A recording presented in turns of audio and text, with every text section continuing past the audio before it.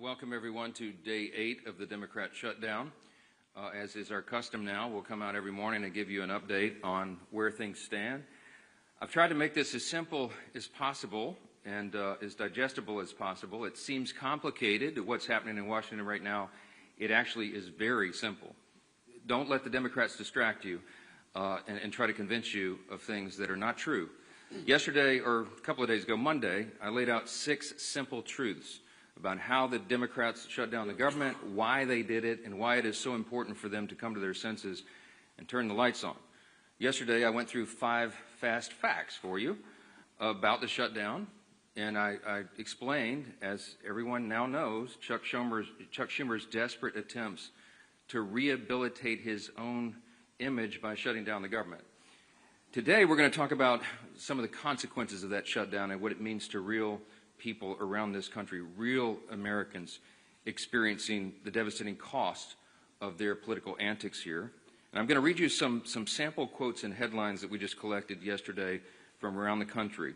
Here's a headline from The Hill. GOP leaders point to Capitol Police missed paychecks as shutdown drags on. So today, the U.S. Capitol Police officers are going to come to work to bravely protect U.S. government officials and staff in these dangerous times. They're going to do that without pay. Many Democrats in this chamber, by the way, I want to note, are going to receive paychecks this month while the men and women of the U.S. Capitol Police who are protecting them will not. Here's another headline from the New York Post. Aviation groups warn a government shutdown will delay aircraft safety inspections, maintenance work on critical equipment. While air traffic controllers are going to continue to serve in their posts, thankfully, critical safety inspections are going to stop, increasing risk for air travelers. That affects everybody. Here's another headline from Georgia, local media in Georgia. Central Georgia food banks prepare for surge of new clients during the government shutdown.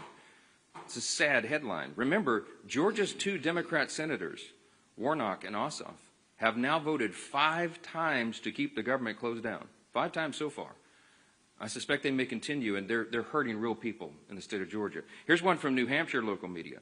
National parks caught in the crosshairs of government shutdown. Let me point out that both senators from New Hampshire, Senators Shaheen and Hassan, have repeatedly voted to keep the government closed, and New Hampshire's national park sites closed by extension. How about New Jersey? Here's a headline yesterday. Hospital at-home telehealth programs on hold amid government shutdown. You got 2 Democrat senators in New Jersey, Andy Kim and Cory Booker, and they have repeatedly voted against funding these programs, which New Jerseyans rely upon daily. Here's one from Michigan. Michigan nonprofit leaders said a shutdown would be at best disruptive and at worst potentially devastating for local communities.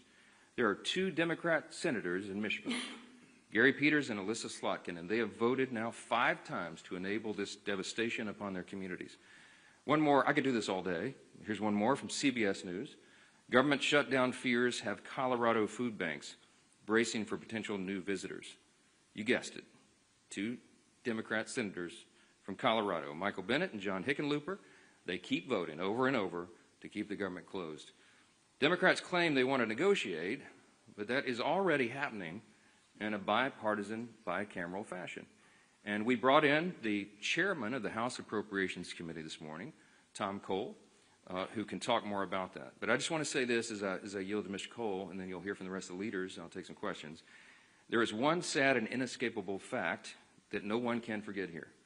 This shutdown is nothing more than political cover for Chuck Schumer and the Democrats. They are worried about the Marxist flank in their Democrat Party. The Marxists are about to elect a mayor in New York City. That's Chuck Schumer's state, and he's terrified that he's going to get a challenge from his far left. I've noted that Chuck Schumer is a very far left politician, but he's not far enough left for the communists, and they're coming for him. And so he has to put up his dukes and show a fight. So they picked a fight on something that's not even related at all to the shutdown and the funding that we should have gotten done by the end of September. We just need a stopgap measure to give us a little more time to get the job of Congress done. They refuse to do it because they're playing politics, and real Americans are paying the price for it. But let me introduce Chairman Cole, and he can tell you about some of these discussions that have been going on. Mr. Cole. Thank you very much, Mr. Speaker. Usually when I follow the Speaker, I usually think I should just say what he said and excuse myself right away. But in this case, it is pretty easy. I mean, we've had a pretty decent year in the House Appropriations Committee, all 12 bills out of committee before September 30th. 3 that we are in negotiations on with the Democrats. Those negotiations have gone very well. We're prepared pretty quickly to close once the government's reopened. We could get at least 3 bills done. The President could sign them in. Those things would be immune from a shutdown until the following September 30th. Then we'd pick another group of 3 or 4 bills that we would do in cooperation with our Democratic colleagues and start working on that. So the process, honestly, was moving along pretty well. And then we had unrelated demands, obviously related to repealing work the Congress had already done on Medicaid, and then these new discussions on subsidies. And I do want to point out, at least the bill we have right now in front of us doesn't even go till December 31st. I mean, these actions would still, we could do this work and still have time to turn around, as the President and our leadership has pointed out in both chambers, and sit down and talk about these other issues. But it's hard to do much when the negotiations aren't happening simply because the government is shut down. So again, we're prepared to work. I've got very talented counterparts on the Democratic side. They're good negotiators. We've negotiated a lot of labor issue bills together between Patty Murray, Rosa DeLauro, and myself, and obviously Susan Collins is one of the best legislators in the building. So it's not like we were going to have a hard time, I think, finding common ground, but you do have to restore the government for that to happen. Democrats are not likely to move bills while they've got the government shut down, because it suggests that absent that, we would be moving through the process as normal, and frankly, in a much better shape than we've been in recent years. So again, I'm just hopeful that my colleagues in the Senate, and it's worth pointing out, a majority of the Senate's already on our side, a bipartisan majority of 55. So this really does get down to Leader Schumer and the bulk of his caucus just simply shutting down the government over items unrelated to what we normally do in appropriations. I've mentioned this to both the Speaker and the Leader because they make these decisions, but you know, we should not be handling Medicaid on my committee. We should not be handling the Obamacare subsidies simply because we don't have the expertise or the jurisdiction to do either one of those things. What we can do is move the bills through the process, make sure that every soldier is paid, make sure that every air traffic controller is paid, make sure that the American people don't lose any services. So we're prepared to do that. Frankly, I think my Democratic colleagues are prepared to do that once we resolve this shutdown, and that's quite simply in the hands of Leader Schumer and the bulk of his caucus. When they make the mind that they want the government up and running, believe me, we'll move very quickly, and we'll try to move away quickly from a CR status to passing bills individually or in small groups, and get folks up and working again, and get the government restored and continue that process as we're supposed to do. So with that, Mr. Speaker, I just yield back. Well, appreciate the work that Chairman Cole and the Appropriations Committee have done months and months ago to get us in a place where we would be ready to have all of the appropriations in a place where you can negotiate those differences. It was Chuck Schumer and Hakeem Jeffries who chose to take their toys and go home, all to appease the most radical elements of the far left, because Chuck Schumer is more concerned about his political job than he is about the jobs of millions of American families.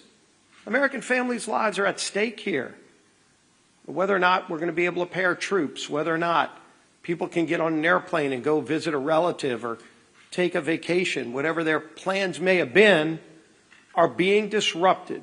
Real lives of real people are being disrupted so that Chuck Schumer can show the far left Marxists in his party that he's having some kind of tantrum and fighting Donald Trump because he's afraid of the far left part of his political base. A lot of people say, what is this really about? And obviously you see Democrats trying to make it about things that have nothing to do with the basic funding of government, the bill that we passed here in this House just a few weeks ago. And in fact, a lot of Democrats are having buyer's remorse, but every one of us has a voting card. And weeks ago, Republicans and Democrats in the House had an opportunity to put this voting card in the machine and tell the American people where they stand on a government shutdown. And 99% of House Republicans voted yes to keep the government open while we negotiate our differences, and 99% of Democrats voted no to shut the government down. Some of them are having buyer's remorse, and I don't blame them. They're now realizing the dire consequences that their no vote caused to real families across America. Some of them are begging the Speaker, please bring us back in so they can get another shot at this. You don't get a do-over. They picked the wrong side. They voted to shut the government down. They failed the test. But the good news is they can get bailed out by the Senate.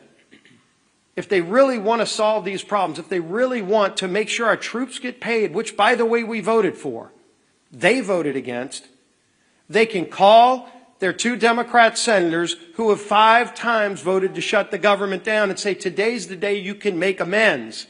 Today's the day you can open the government up. We only need 4 more votes. It's not a large number. 4 Democrat senators have come to their senses and said, yes, let's open up the government and not have this charade continue, but it takes 4 more because Chuck Schumer wants to have a tantrum. Let me tell you what another senator just said yesterday about why this shutdown is going on. He said, quote, this is a Democrat senator yesterday, the point of this shutdown is not just suffering for suffering's sake, but to make a point.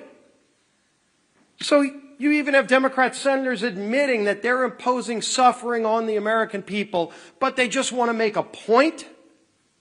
My God, millions of lives are at stake. They know they're inflicting suffering on the American people so they can make some kind of point. If you want to have a tantrum, this is not the 3rd grade. This is the lives of American people. Real lives are at stake. Real careers and families. Will they be able to pay their house note come the 15th? That's at stake. The safety of our air traffic control system. So that some senator that wants to have a tantrum can make a point? I think the American people are getting sick of this charade that's going on. They know what the Democrats in the House did to shut the government down.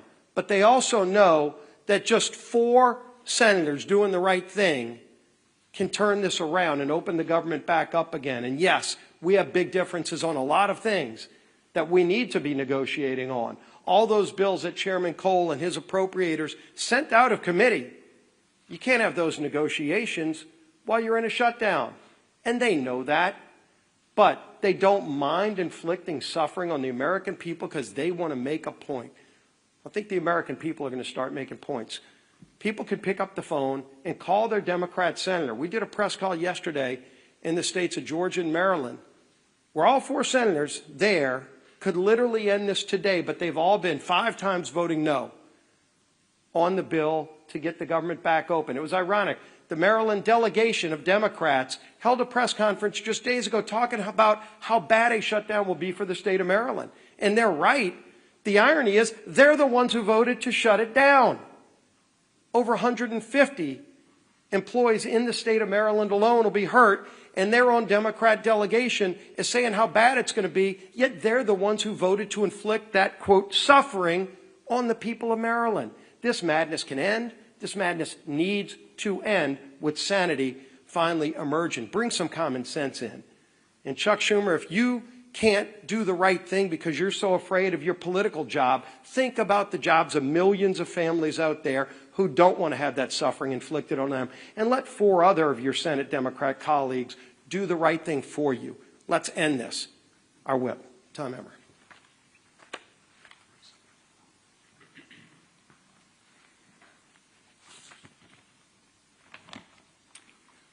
Eight days. We are now 8 days into the Democrats' shutdown. 8 days that our troops are not getting paid. Border Patrol agents are going without mission-critical funding. Federal workers are being forced to figure out how they're going to put food on the table for their families. All because Democrats would rather hold the American people hostage to appease their radical base than to pass our clean, nonpartisan government funding bill. As of this morning, Senate Democrats have had 5 opportunities to get the government up and running again for the people they were elected to serve. And the vast majority of them have voted no every single time. Their obstruction is not only a slap in the face to hardworking Americans whose livelihoods are being put at risk due to the Democrats' shutdown, it's also a slap in the face to the constituents who fund their salaries with the expectation that they fulfill their basic constitutional responsibilities. In my hand, I have more than a dozen pages of organizations from across the country representing Americans from every end of the political spectrum echoing the exact same message. And that message is that government shutdowns solves nothing and hurts everyone. So to our Democrat colleagues in the Senate, enough with the political grandstanding. Do the right and responsible thing by passing the House's clean CR immediately. Americans are already hurting. People's jobs are at stake. You can and must end the political games and reopen the government today. And with that, I turn it over to our conference chair, Lisa McClain. Thank you. Good morning, everybody. Again and again, Democrats have chosen to put illegal aliens over hardworking Americans. That is not my opinion. That is fact. Read the bill. Democrats let millions of illegals pour in across our border under Joe Biden. Democrats gave them driver's license. Democrats allowed them to cast ballots in elections. And now Democrats are fighting. They are fighting to give illegals health care on your dime. Democrats want to take money out of your pockets and give them to illegal aliens so they can get government benefits. These aren't my opinions. These are actual facts.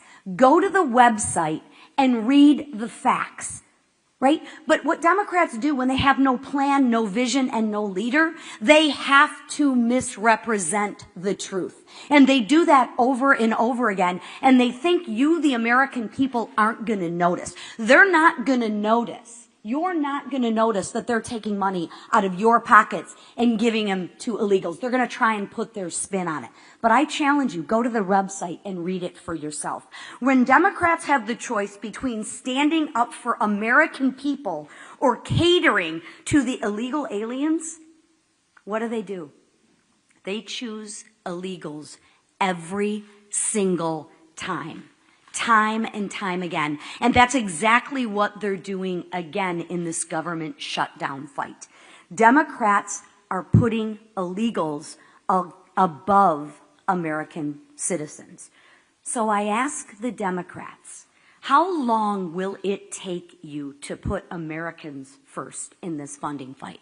I ask our senators, Senator Peters and Slotkin, when are you going to put the American people first? The people that elected you to represent them. How many times will you vote against our troops? I ask Senator Peters and Senator Slotkin, how many times are you going to vote not to pay our troops? How many times will you vote against moms and babies who rely on WIC?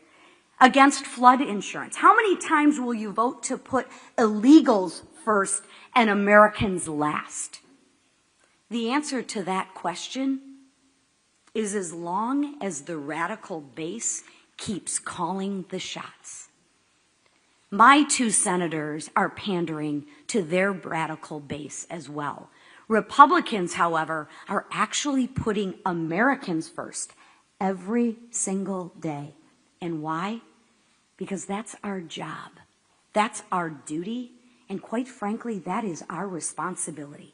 And I call on the Democrats, especially the 2 Democrats from my state, Senator Peters and Senator Slotkins, please put the American people who you represent first. All I'll take a few questions. Yes, ma'am. Speaker Johnson, thank you. Do you agree that the mayor of Chicago and the governor of Illinois should be in prison? Should they be in prison? Should the mayor of Chicago and the governor of Illinois be in prison? I'm not the attorney general. I'm the Speaker of the House, and I'm trying to manage the chaos here. I'm not following the day-to-day on that. I do know that they've resisted the introduction of, or the offering of National Guard troops in Chicago, which is a terribly dangerous city and has been destroyed in the process of being destroyed under liberal Democrat governance and their terrible policies. I would just cite for you in response Exhibit A, which is the District of Columbia. All of you were able to walk safely into the Capitol today, and you can park your cars blocks away and walk back to your cars, and you're not in fear of having your purse snatched or your car being jacked or being assaulted. And why is that? Because President Trump had enough of it. He's a strong leader in the Oval Office, and he used the resources that were available to him, the National Guard, to bring order to the chaos. The Democrat mayor of the District of Columbia ultimately said, thank you so much for the reinforcements, and you're all enjoying the spoils of good policy and a return to the rule of law. If we could do that in the other major cities in the country where they're having terrible crime crises, that should be seen as a positive, and I think most Americans see it that way. If you're a resident of Chicago or New Orleans or one of these other Democrat-run cities, you've had enough. You're tired of your family walking in fear and not being able to enjoy their lives, and if President Trump can use the resources and do it in a lawful manner to allow National Guard troops to help bring order and restore the rule of law, that is something that is wildly popular with the American people. Now, if you have elected officials in some of these states who are committed to their radical, soft-on-crime ideology and defunding the police and all the things the Democrat Party championed for the last several years, and they want to stand by that, we encourage them to do so. We'll see what the people think about it. Yes, sir. Back row. Speaker Johnson, a lot of the free health care for illegal aliens that you've been talking about is care provided in emergency rooms, which are required by federal law to care for anybody, even if they can't pay, even if they're not a citizen